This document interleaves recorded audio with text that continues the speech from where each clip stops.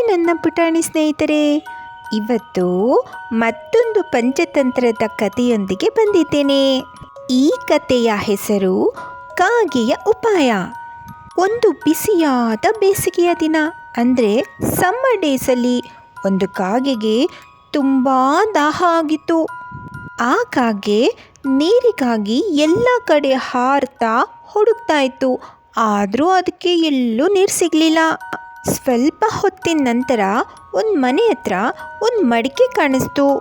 ಕಾಗೆಗೆ ತುಂಬ ಸಂತೋಷ ಆಯಿತು. ಬೇಗ ನೀರು ಕುಡಿಬೇಕು ಅಂತ ಆ ಮಡಿಕೆ ಹತ್ರ ಹೋಯಿತು. ಆದರೆ ಮಡಿಕೆನಲ್ಲಿ ಸ್ವಲ್ಪನೇ ನೀರಿತ್ತು.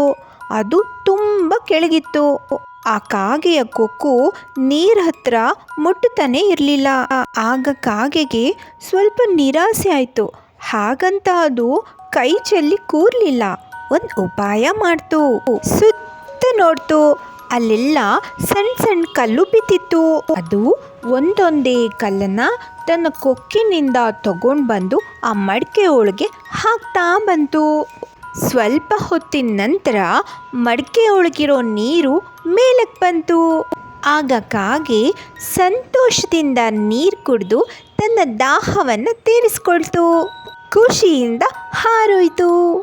ಹಾಗಾದರೆ ಈ ಕಥೆಯ ನೀತಿ ಪಾಠ ಏನು ಅಂದರೆ ಮಾರಲ್ ಆಫ್ ದಿ ಸ್ಟೋರಿ ಏನು ಅಂತ ಗೊತ್ತಾಯ್ತಾ?